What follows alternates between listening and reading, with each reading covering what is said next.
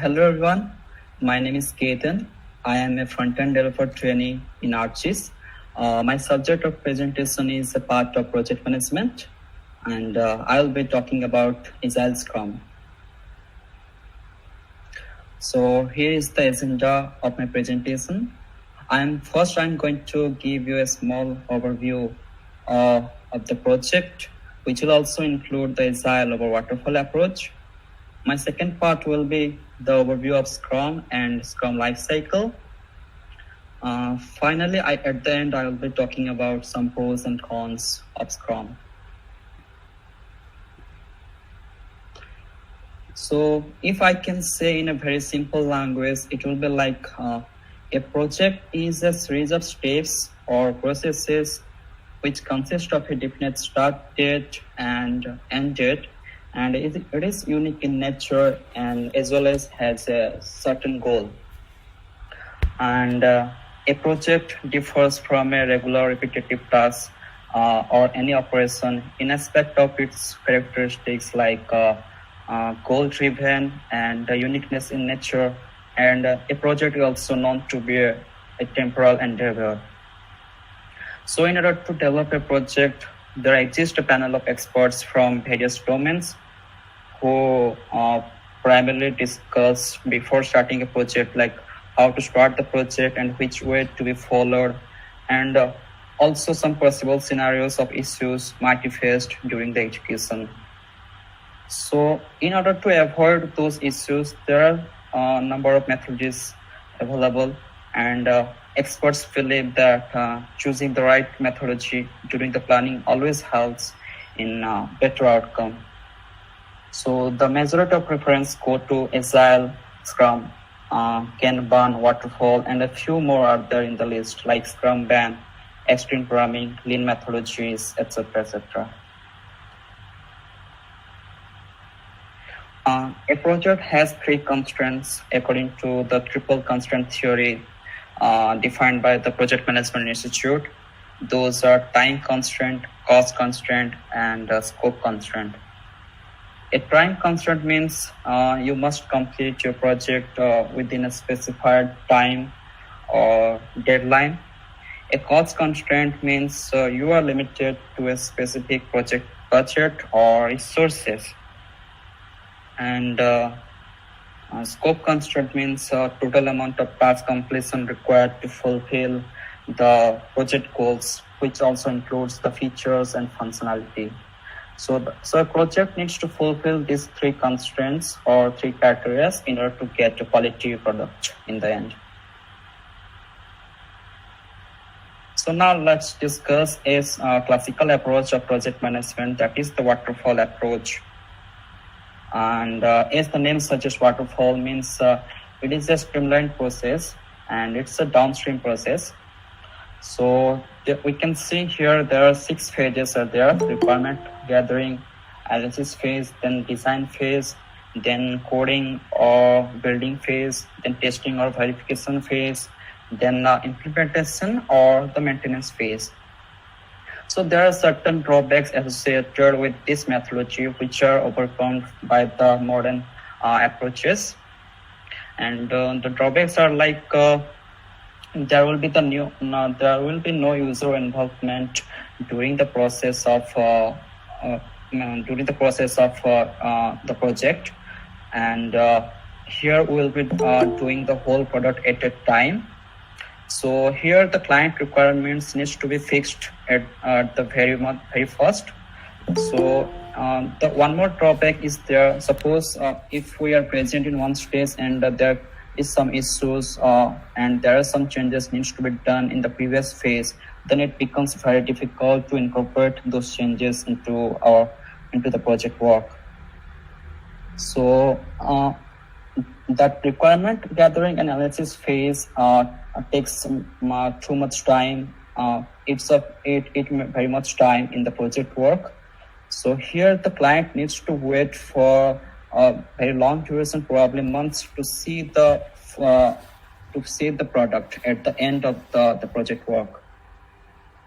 So this methodology is followed widely in the manufacturing industries where the process is fixed. Now let's see the Agile over Waterfall. Means Agile has certain advantages which has overcome the drawbacks of the Waterfall approach. As the name we can see, the Agile means something that is a fast-paced and adaptable. And here the definition goes like it is an approach based on delivering requirements iteratively and incrementally. Like in Waterfall approach, we develop a product as a whole, but in Agile, we divide the product into some modules or some chunks, and we'll be focusing on module basis. So after completing one module, and if certain feature or functionality needs to be added to that particular module, that will be done in the next iteration. So that iteration process continues till the full-fledged product is reached. So it has certain advantages like flexibility, budget, client involvement, and productivity. Flexibility in terms of that, there is a lot of flexibility to change the project direction and experiment new direction. As in Agile methodology, we'll be working on modular basis on modules. So we have the tendency to change our project direction. Suppose during some stage, we get to know that we need to work on some other modules before its next planned module. Then we have the tendency to change our direction to the recently decided task. So here the client involvement is there, and like in Waterfall approach, the client involvement is restricted during its life cycle, and the client will get to see the whole product at the end of the project work. But here the client involvement will be time to time, and the client will see a small part of the project or part of the product, and if the product needs some changes, the client can provide some feedback, and that feedback can be incorporated into the process. So as the methodology is flexible in nature, so the budget is also on the flexible side.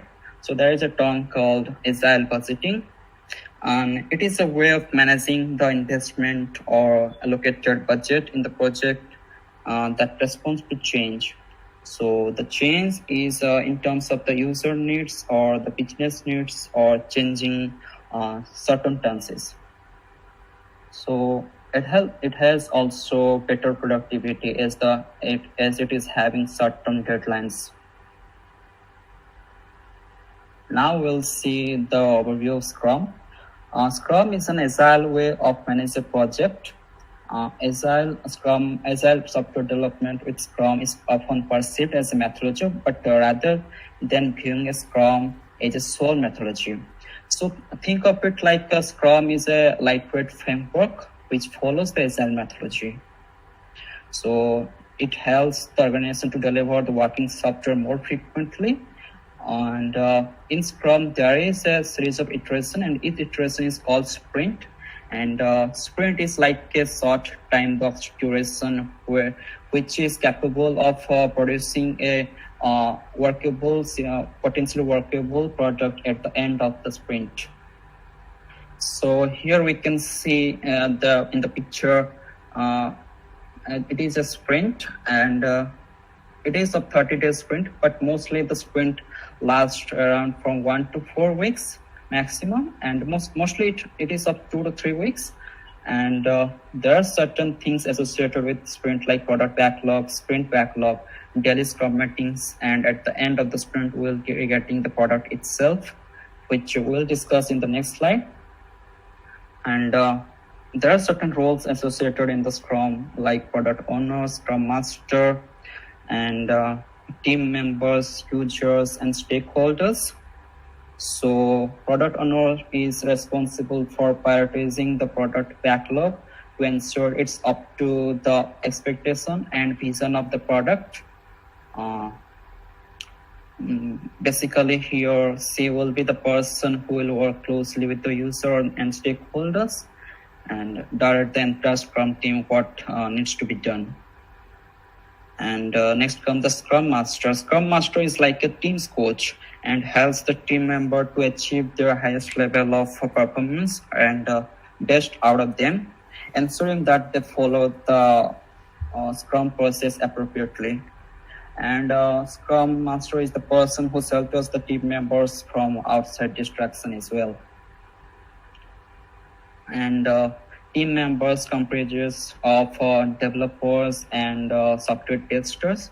Users are like clients, and stakeholders are actively involved in the project work who are affected by the positive and negative outcome of the project.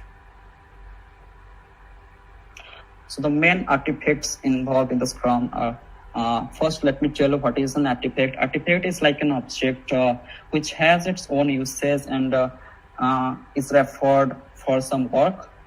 So the primary artifact in Scrum development is of course the product itself. The Scrum model expects the team to bring the product or system to a potential shippable state at the end of each sprint. And the product backlog is another artifact. So product backlog is the complete list of functionality.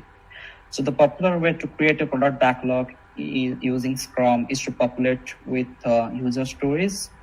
User stories are like short description of functionalities described from the user's perspective.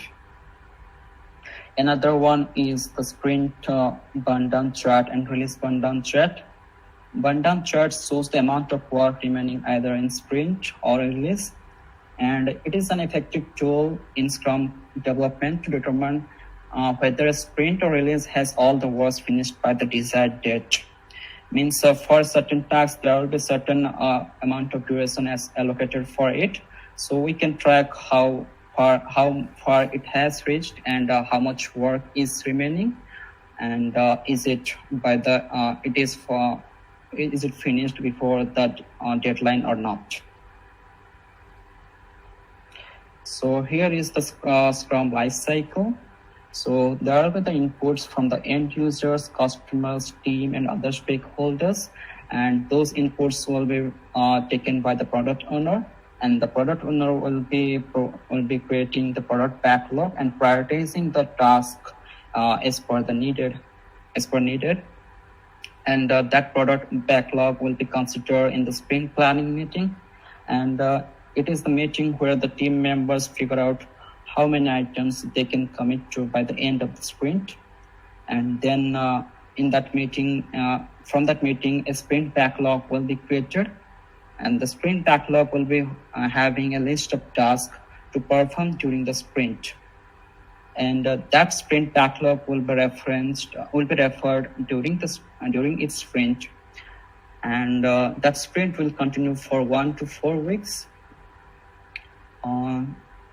During a sprint, there will be daily Scrum meetings where all the team members attend it, including the product owner and Scrum Master.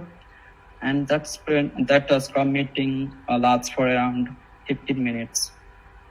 The team members share what they have worked on the prior day and what they will work on that day, and identify any kind of issues to the progress. So the overall Scrum model sees the daily Scrum as a way to synchronize the work of the team members as they discuss the work of the sprint.